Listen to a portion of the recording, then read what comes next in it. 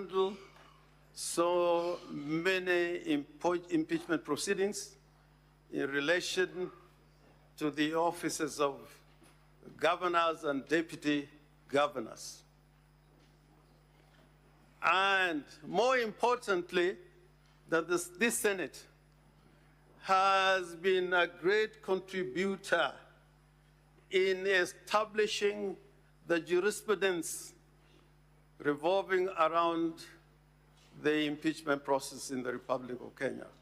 Many of the cases that have gone for determination in our system of courts, High Courts, Court of Appeal, and the Supreme Court have involved the participation of the Senate. So as we address you today, we are not addressing a chamber that is dealing with a novel idea. Indeed, by dint of Article 10 of the Constitution, which requires all state organs and state officers to make any decisions or apply the law and the Constitution,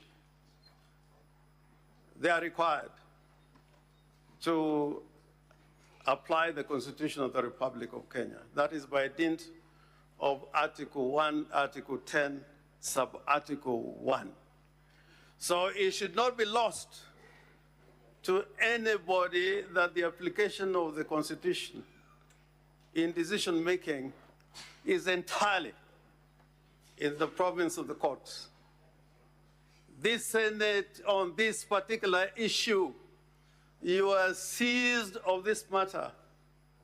It is an exclusive jurisdiction that is granted to the Senate to undertake a trial for the impeachment and removal of a deputy governor or governor or deputy president or president. This is an exclusive jurisdiction that even the courts have spoken about many times. The courts can intervene in limited and justified occasions that merit their intervention.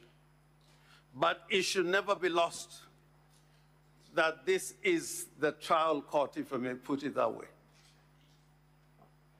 And we also come here knowing that the Senate now is a repository of the law in regard to impeachment. All the cases involving the impeachment of governors and deputy governors that have gone to the courts have involved the participation of the Senate. So if ever we are to talk about a repository of the law regarding removal of state officers by way of impeachment, it is the Senate. And it should not be lost historically from comparative studies of various jurisdictions why this role in our constitutional design was left to the Senate. It was a decision by the framers of our Constitution that this should be an exclusive matter to be dealt by the Senate. Having said that, I was advised by the leadership of our National Assembly, who are clients, to read a certain passage from the Bible. I think I have a copy here.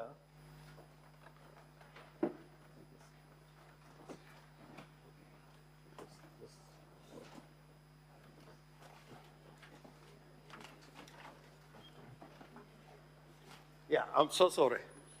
I had to carry this particular Bible. I was so advised.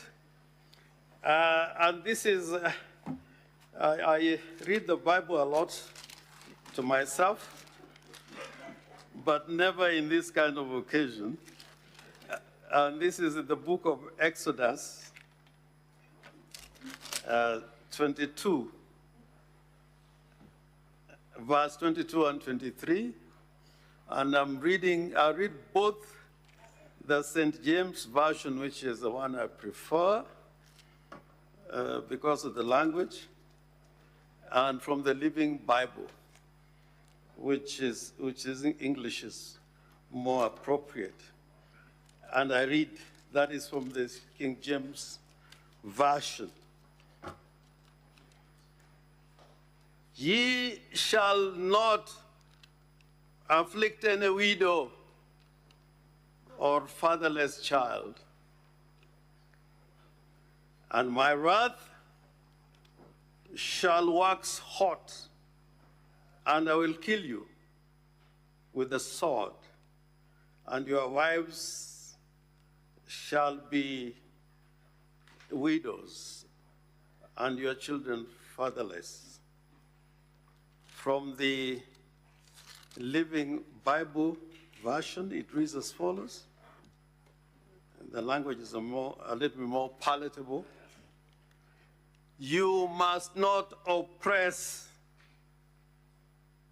or you must not exploit widows or orphans.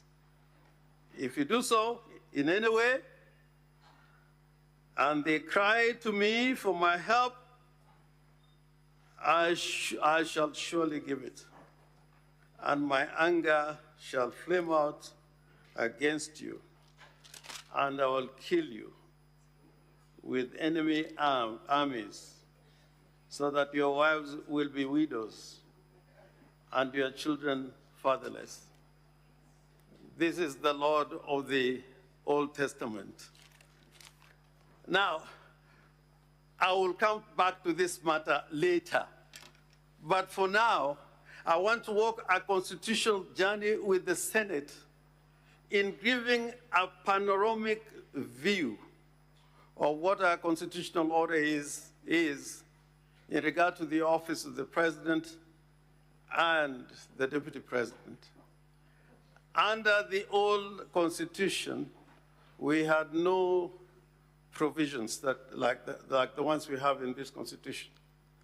But this constitution, and I want to persuade the Honorable Senate, that it does not just address rights as contemplated in the Bill of Rights, but it also addresses fears. Fears out of a long struggle and experience of the people of Kenya.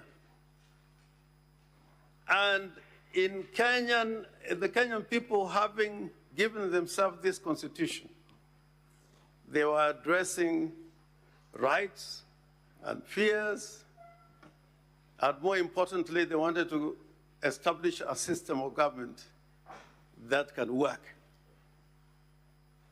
And with that, I want to take the Senate to Article 75 of the Constitution, just to draw the attention of the House of the seriousness of the matter we are dealing with, which is provisions in relation to oath of office of state officers. 74. Before assuming office,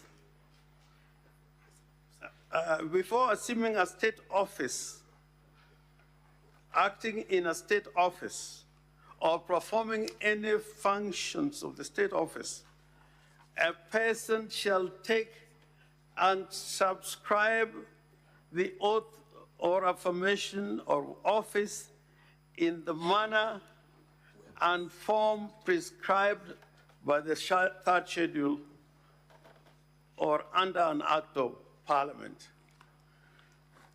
Mr. Speaker, I want to take you to that schedule, and I want to draw a difference, a distinction between the oath of office that is administered to the president and the deputy president, as opposed to the other oaths that are taken by other state officers, including members of Parliament.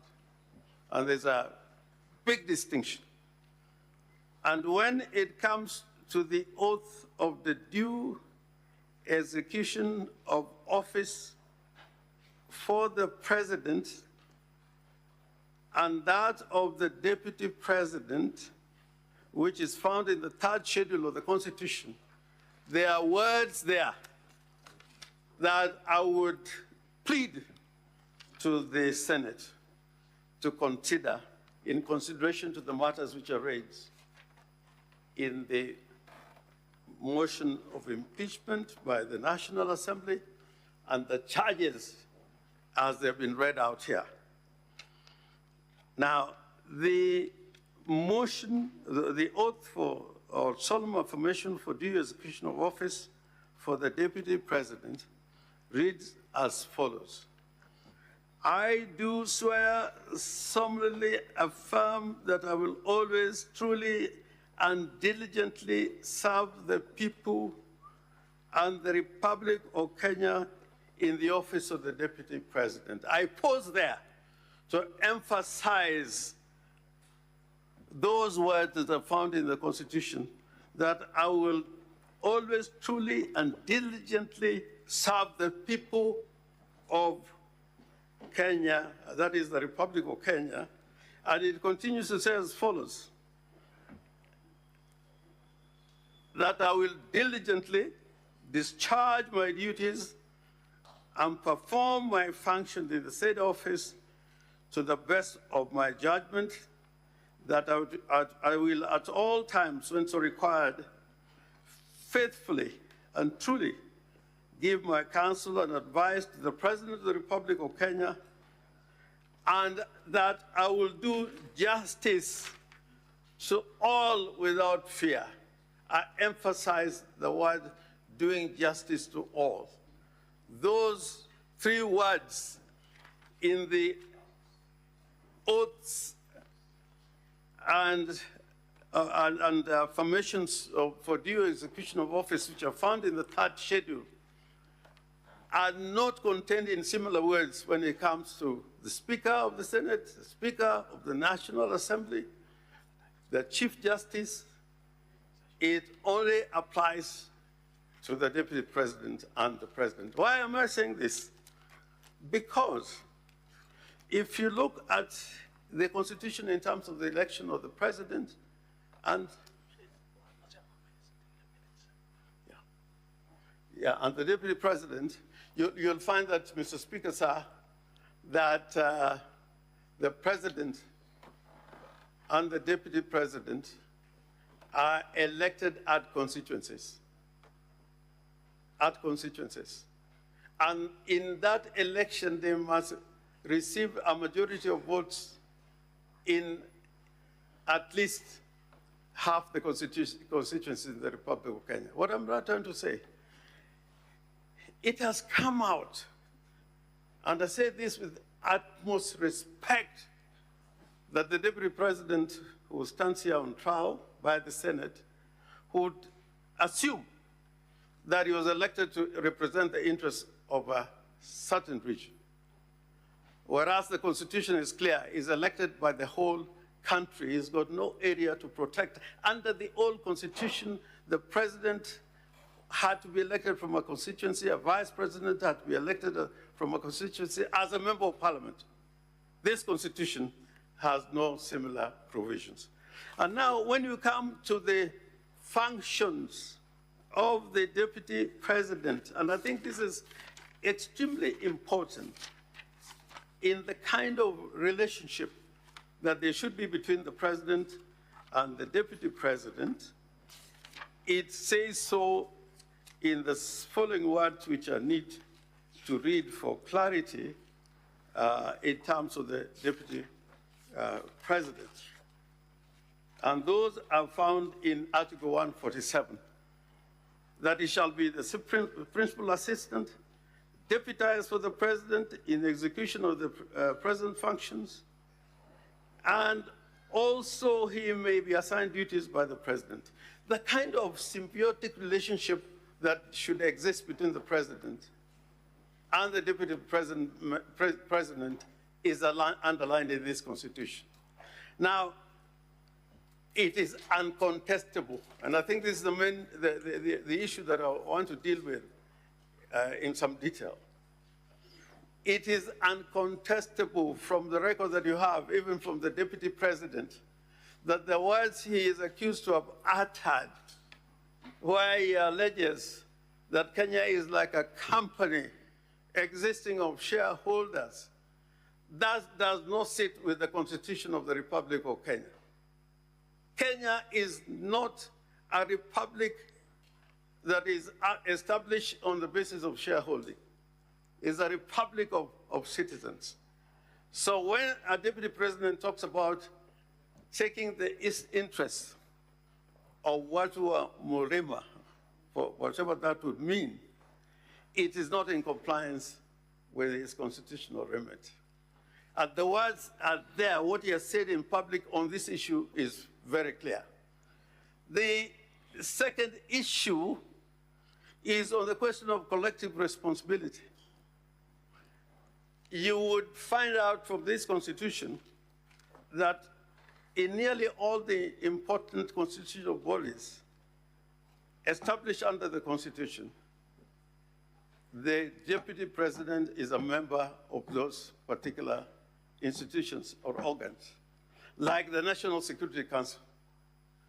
So one would wonder where even the issue of the Director of Intelligence would be discussed in a public forum by the deputy president when he is the second in command in the National Security Intelligence as established under the Constitution. So I would want, and I plead with the Senate, look at the utterances of the Deputy President vis-a-vis his role under the Constitution. And he has even said that where he has said certain things that are deemed to be insightful, that is protected speech. It cannot be protected speech under our Constitution, because under Article 33 of the Constitution, because of what we have undergone as a nation, Article 33, sub-article 2,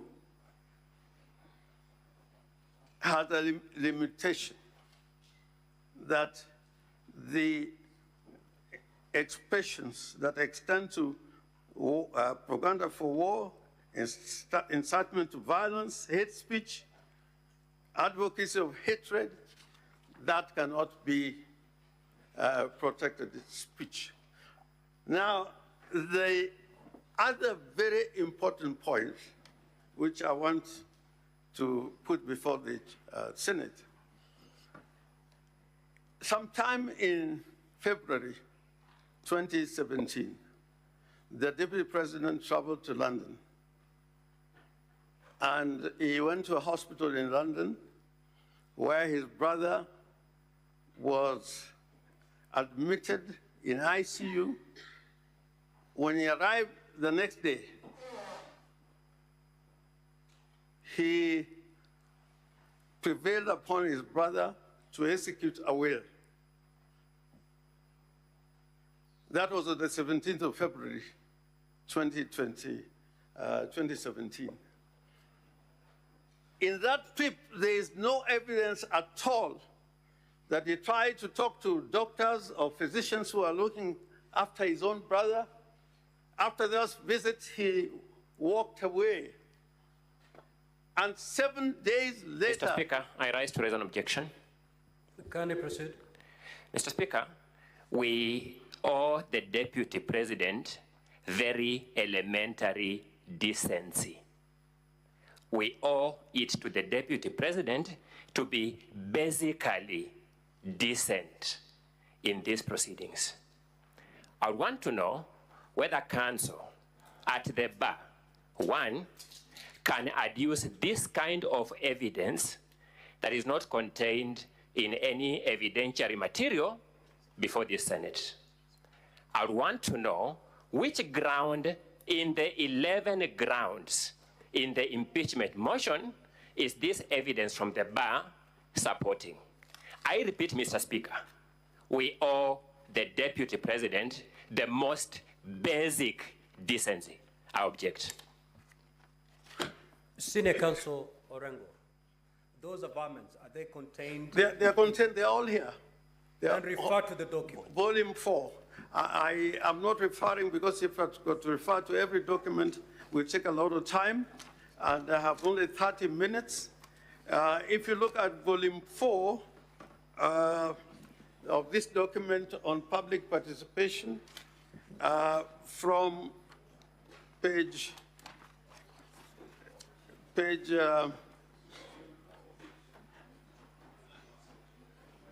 Volume 4 of the National Assembly. Of the National Assembly. Pages? Pages 114 to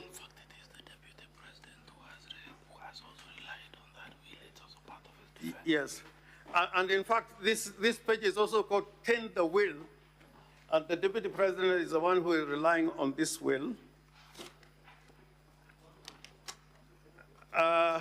The death certificate is contained on page 119.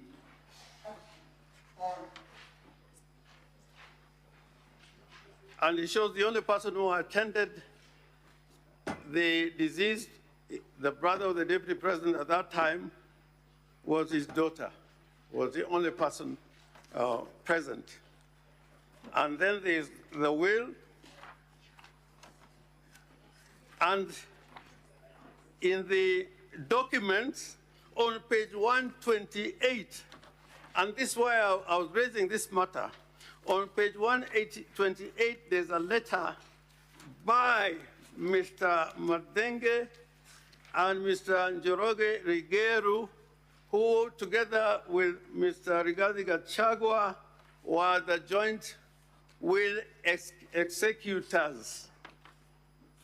And they're complaining about the conduct and action of the Deputy President as an executor of the will and a family member of the late Nderitu Gachagua. On page 129, paragraph 8,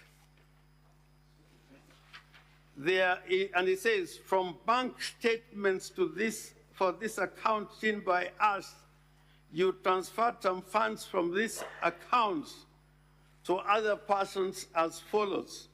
On the date when Nderitu Gachagua died on the 24th, the Deputy President was already withdrawing money. On the day he died, and that day when he died, he was there only with his daughter.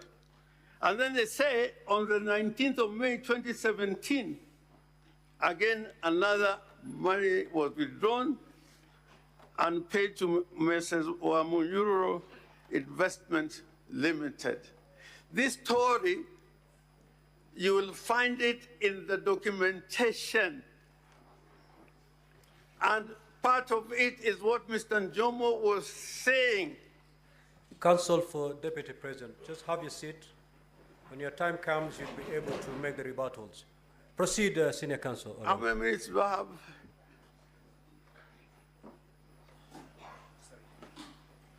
Mr. Speaker, I respect your direction. I'm willing to take a seat right away, but just to point out something. The document you are being referred to is the document you held in abeyance. Because it was given to us later for purposes of our consideration. That's number one. Number two, Mr. Speaker, you remember that my learned colleague talked about how my client traveled to London, how without talking to any doctor. These are factual claims, Mr. Speaker, that are just coming from the bar. Mr. Speaker, number three, the opening statement speaks to the motion and the grounds in the motion. I beseech this House direct that parties restrict themselves to the motion and the grounds in the motion.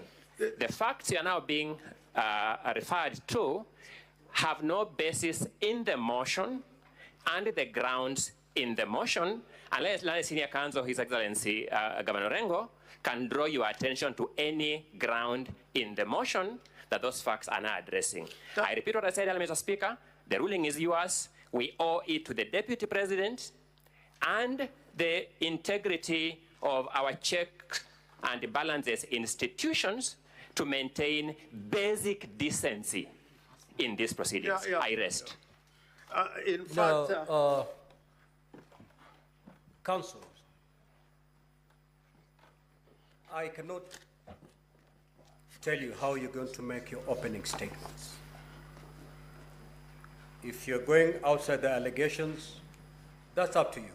The senators are here listening, and they'll be able to make the necessary decision at the end of it. Now, Senior Counsel Orengo, there's an environment that you've made that the Deputy President of the Republic of Kenya, on a certain date that you indicated, traveled to London. Yes. The evidence is his sick brother. Yes. And on the side of the sick bed, he made his brother sign a will. Is that contained anywhere in the documents from the National Assembly? My Lord, Mr. Speaker, if you look at volume 4 from the pages that I indicated, right from page 113, it shows what flight he took, at what time, a British Airways flight on the 16th, and arrived in London on the 17th. The only business that comes out from that document and his documents is that he got a will signed, and there is no further evidence of his activities in London until 24th, when the only activity in which he didn't participate was to be present when his brother died in London. But all this I'm saying in relation to the allegations that we have against the Deputy President. Mr. Speaker, sir. Counsel, ordinarily, no objections are raised during the 30 minutes of the opening statement. Ordinarily. I have tried to accommodate, but now you're stretching my generosity a bit too far. Allow Senior Counsel Orengo to conclude. In your opening statement, you may choose to make a rejoinder. What I want to conclude is this. From what I've said, from the way his brother's account were raided, that was continued to the time when All Life Guidance was acquired for a sale by proxy of 412 million shillings. He bought property in Nyeri, the outspan and treetops for an amount exceeding 800 million shillings.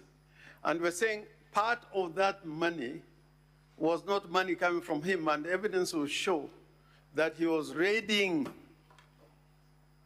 monies that truly belonged to the estate of his late brother to acquire property.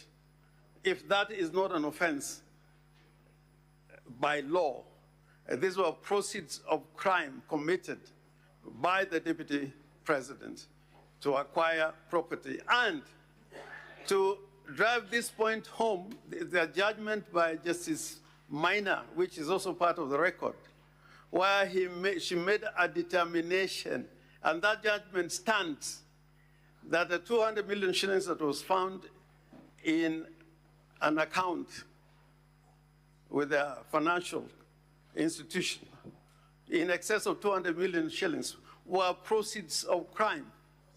And that 200 million shillings, again, the documentation here, if you look at it and we show it in evidence, was the same money that was used to acquire treetops and Aberdares as part of the money that his sons were able to use to acquire those properties. So we are saying that the acquisition of these properties came out of criminal conduct, and all the particulars of the criminal conduct is found in the documents that were presented before the Senate. Now, Mr. Speaker, I think that it is critical that we look at the authority of the office of the Deputy President vis-a-vis that of the President, the doctrine of collective responsibility. And I showed why the office of the Deputy President is so important in carrying certain functions so long as he lives to the true spirit of the Constitution. Many times, and the incidents have been shown, acts of insubordination, like when he issued a press statement in Mombasa after the president himself had issued a statement that went contrary, absolute insubordination to the president, who is his boss. And if really one can talk about insubordination, that was an act of insubordination. Lastly, the other issue that I need to bring out quickly is that the Constitution and the Senate is aware of the fact that at the end of, at every 5 years, you pass a basis for allocation of resources here in the Senate. And they abide by certain principles which are contained in Article 203 of the Constitution.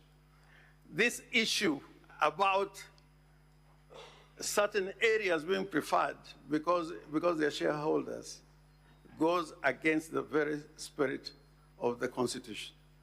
Or the notion that people can be appointed into government on the basis of how they voted or on the basis that they are shareholders, that is not again borne by the Constitution, because the executive authority that is granted to the executive requires that even in allocation of revenue and appointment of people to serve in the public service must depend on regional balance. So to talk about shareholders, to talk about some people being able to reap on the basis of shareholding, that is repugnant and in conflict with the provisions in our Constitution. Now, Mr. Speaker, I would want to say this with all the seriousness it deserves. This Constitution is supposed to work. It's supposed to work. And it can only work if state officers are compliant with the provisions of the Constitution. 2 minutes to wind up. Yeah. Well, if they're compliant with the provisions of the Constitution. The doctrine of collective responsibility and the authority of members of the cabinet spring from the fact that they are all individually and collectively responsible to the president. If that primary principle cannot be applied, then it will be difficult for any government elected to function in a manner that it can deliver services to the people of the Republic of Kenya. So I urge this Honorable Senate that having painted that large picture, the next phase, when you are now going to listen to the evidence